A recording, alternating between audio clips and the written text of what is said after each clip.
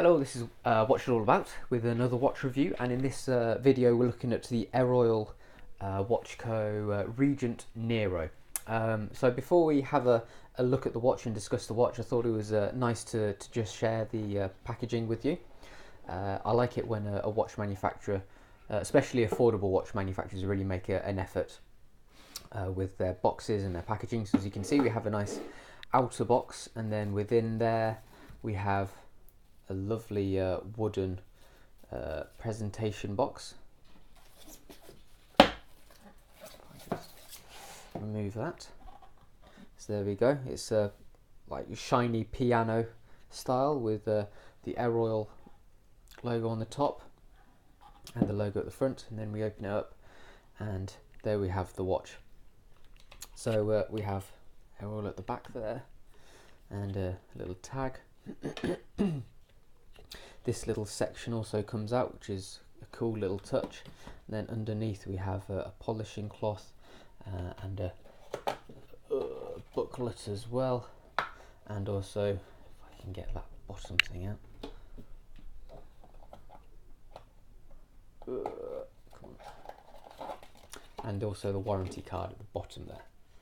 So very nice effort that's been put into it. Very nicely laid out book and good imagery as well. You know, stuff that you wouldn't normally expect or associate with a small boutique brand, but they've done a really good job here. So if I just place all that back in. So let's have a look at the watch now. Okay, so the Nero comes in, the Regent, sorry, comes in three different styles. And this in particular model is the Nero. So we have the panda dial, the black main dial, and then the white sub dial. So you know it's a panda style. So let me just move the box out of the way, and then we can look into the watch in a little bit more detail. Okay. So the price of the watch then is £285. Its RRP is that's 579 Australian dollars because they're an Australian company. It's obviously priced in Australian dollars. That equals about 400 US dollars. The size of the Regent Nero, well the Regent family, is a 42mm diameter. So it is quite a fairly large size watch for a dress watch. It's also quite deep as well. It's got a depth of 12mm and then a lug-to-lug length of 49mm. So if I just put it on, you'll be able to see what it looks like on my 7.25 inch wrist. Okay, so there we go. So I mean, personally, I'm quite happy with watches up to about 42mm. So it doesn't bother me at all, the size. I think it's actually quite a nice size. The height is quite high, most probably because of the movement, but we'll talk about the movement in a bit. Again, doesn't particularly bother me, but I know many people for a smart dress watch, they would probably look for a watch that's not quite as tall. But if you're like me and you don't, you're not bothered, then it probably won't concern you. So some other specs then. It's got 100 meters water resistance, which is quite surprising really. With a watch like this, you wouldn't necessarily require that much, or you wouldn't see too many watches with that kind of level of resistance. So that's nice. Its weight is 98 grams, which is actually reasonably weighty as well. So it really does give you a lot of wrist presence. You can feel it on your wrist, and it feels like it's a good quality timepiece. The leather strap is 20mm, tapering down to 18mm, which is quite a quite a standard regular fit for the size of watch it is. And then the movement, it uses a Miyota, and that's the 9122, which is obviously the key behind the sub dials, because it's a day, date, months as well, calendar. So let's talk about. Let's carry on talking about the movement. To be honest, It has 26 joules, and it's a high beat movement, so it runs at 28.8 thousand beats per hour, and that equals about 8 ticks per second. As you can see, it's got a very smooth seconds hand, very smooth sweep, so that's nice. It also feels very good to wind, very sturdy, very reliable, and also to pull it out to adjust the time as well. It feels really good in the hand.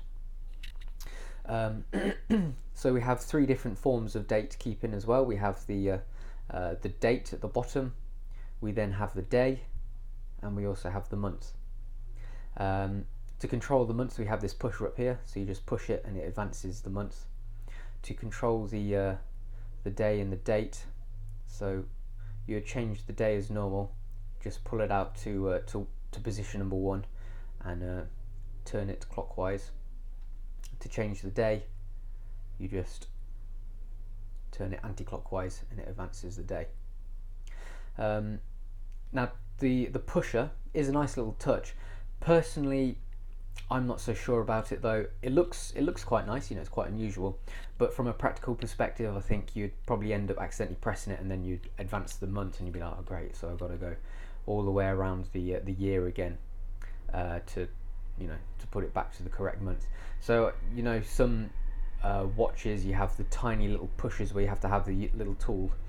I think probably in this instance it might have been made a little bit more sense, but then again, there are pros and cons, because then you'd have to push it in with the little tool and you might scratch the case, etc. So there are pros and cons, but my personal preference would be to have the little pusher set within the case rather than an actual big fat pusher. But there you go, that's just my personal preference. So yeah, that's the movement, and you know, the Miyota movements are always very reliable, so no doubt you'll get quite a lot of well-behaved timing out of it. So let's talk about the dial now. It's very intricate dial, very nicely made as well. You'll be able to see it in closer detail with the macro lens on, but we have lots of texture to it, which I really like. I also really like the fact that the sub-dials are set into the main dial as well. If I can get it at an angle like that, you'll be able to see they're set. So it's almost like a sandwich dial. So the sub-dials, they have a concentric circular pattern, but also the main dial also has a concentric circular pattern going up to here, and then all of the hour markers surrounding it, they're all very nicely made and applied as well. And then the hands, the Dauphine hands, again pitched and very nicely made. So, you know, it's all a high level of workmanship, much higher than you'd expect from a watch at this price point. So it's quite impressive in that way. Looking at the date window as well, we have a very gentle moulded border around it as well. So that's good to see. It's not just cut straight out of the dial. So yeah, a lot of thoughts being put into the dial, and you know, it's been very well manufactured, and it's very nicely done. So that's a high level of, you know, good level of quality for a watch costing this much and from such a small manufacturer as well. All the printing is pretty fine and pretty spot on also. So moving on to the case, it's fully polished apart from the stamped case back, as in just the inner section. It's a very impressive looking case back. I like the way it expands out, so it actually looks bigger than it feels on the wrist, because obviously the wrist is a good few mil thinner at the bottom. But it also, you know, means that it looks like a real decent timepiece as well, because of the shape of it. It's got reasonably long lugs as well, so they equal 7 mil, so 3.5 mil either side. But they're quite nice, good angle, got a good angle on them. The case back is screw-in case back, and we have this very impressive deep stamped case back. With the Regent logo, and you know, it's very nicely designed and excellently stamped as well. Surrounding it, this is all quite lightly engraved, so perhaps they could have been a little bit deeper to match the quality of the stamping, but you know, we can't have everything, can we? Obviously, as I mentioned before, we have the pusher at 2 for the month, and then we have this nice onion-shaped crown with a little bulgy bit at the end with the Erroyl E logo, nicely engraved on, accurately done considering the size. So that's quite a nice little design cue. I do like the crown, and I don't actually find that it digs into my wrist at all, so that's not really been a cause of issue, which is good. So there we go. All of the polishing is very good. All the machining, no sharp edges or anything like that, and no marks when I first got it. And it seems to be holding up quite well as well. I've worn it quite a lot, quite a number of days, and usually by now you'd see a few little tiny hairline scratches or little marks here and there, but I haven't really seen anything out of the ordinary, or you know, nothing's caught my eye at all. So it's been quite resilient in that respect, which is always good. Moving on to the strap. So for the Nero, it's quite an unusual strap actually. I really like it. It's if I can get up close, you'll see that it's like a matte kind of feel to it. Maybe on a watch like this you would expect it to be more patent leather, very shiny, but I really like the way that it's a dull matte kind of leather. It's a little bit unusual and maybe not the kind of thing you'd expect, but I think it really works. And it's very soft as well. It says premium leather, and on the underside it is very soft, and it's been very supple from day one, to be honest, which is always really good to see. The buckle is a butterfly clasp. We have the nice Erroyl logo engraved on the bar just there. Again, that's quite impressive in how it's been engraved. If I can focus on it, that would be good. There we go. Now the one thing I do, this is literally the only gripe I have for the whole watch, and that's, I think the one of the sides is slightly too short, and I'll show you what I mean. Usually for any of the butterfly clasp strap, for my wrist it would 7¼ inches. The clasp would actually sit bang in the middle, but with this, I think these holes are a little bit too far back when comparing to the to other watches, because as you can see, the bottom of the buckle sits quite far towards the edge rather than bang in the middle, which is how I usually find it. So when I'm wearing it for a long time, I personally do find it to be a little bit uncomfortable, and it's simply because the buckle itself is too far up this way. If I had it a little bit bigger, then it would sit perfectly in the middle. So that's literally my only gripe about the watch, and as you can see, it sort of like makes a bit of a bulge here as well.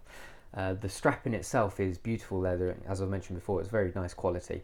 It's just literally that's the only thing that I've found to be a bit of a pain with the watch, because it is a little bit, you know, on the uncomfortable side after wearing it for a long time. For those of you who have a bigger wrist, it won't be an issue, because naturally the buckle will come lower and it will sit nicely in the middle of your wrist, but perhaps those with the smaller wrist, you might find the same. So that's just something to be aware of. Okay, so let's get the macro lens on and we'll have a look at it in closer detail.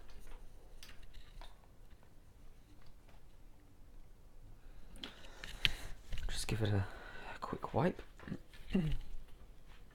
Okay, so here we have the logo, and all the printing is you know, it's on its own little tiny platform, which means it's easier to print on the concentric circular pattern. As you can see, the texture of the pattern is very nicely done as well. You know, there's no stray lines or anything. It's all immaculately done. And then if we go down to the bottom half, see there as well, see the nice border around the date window, automatic printed below there.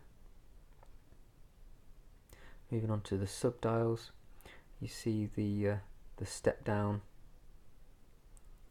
and then the sub dial concentric pattern on that again is very impressive, very extraordinary attention to detail really, considering it's under £300.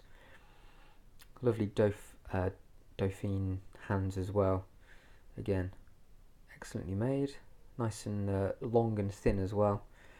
Second hand is very simple, just a thin point, and then the hour hand also a decent length. There we go. Moving on to the hour markers. There we go, all very nicely machined and applied, absolutely spotless really. I can't find much fault at all with the dial, and then all this printing around the outside, this train track and the running second hand, all very precisely printed. So there we go. Just give the case a bit of a wipe.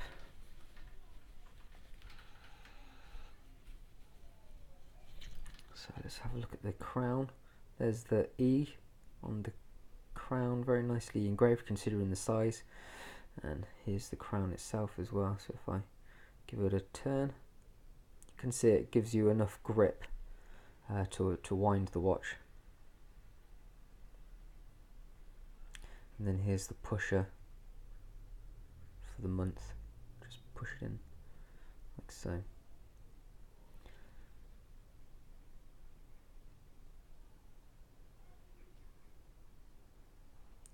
It's going to be hard to get a decent shot on the case because it's all completely polished.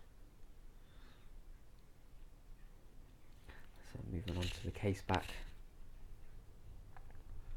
Here's a very impressive stamped case back. Look at the level of detail on this cool little crest. Very nice quality. And then there's the engraved text. It is engraved, which is better than laser etched, so that's good.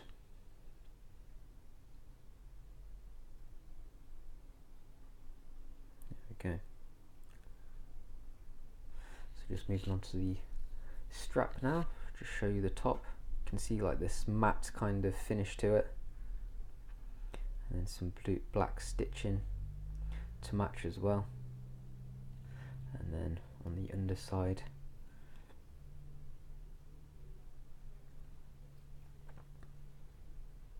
if I try and get this nicely printed with the logo, and a soft underside as well, and double stitch, so we have a cream stitching on the underside, which is nice. And then finally, just the top bar of the butterfly clasp also has the Erroyl logo on it. So there we go.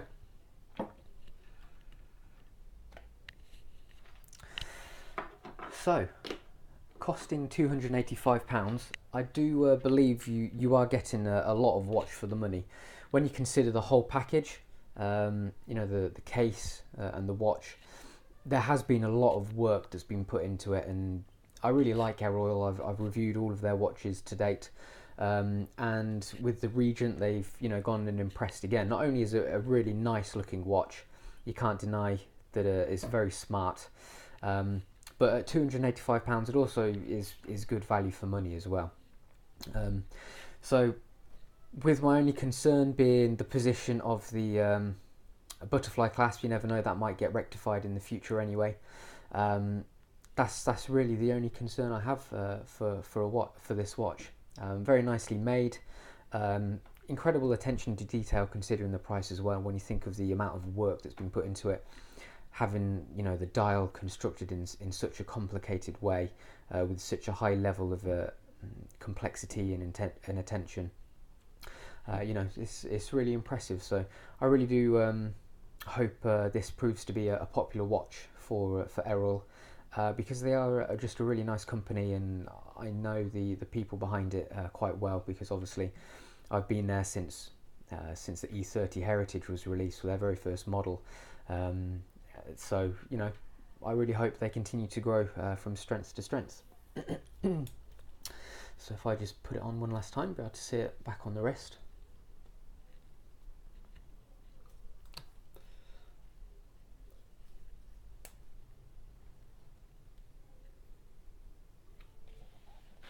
So this was the Erroyl Regent Nero, and that's what you're all about.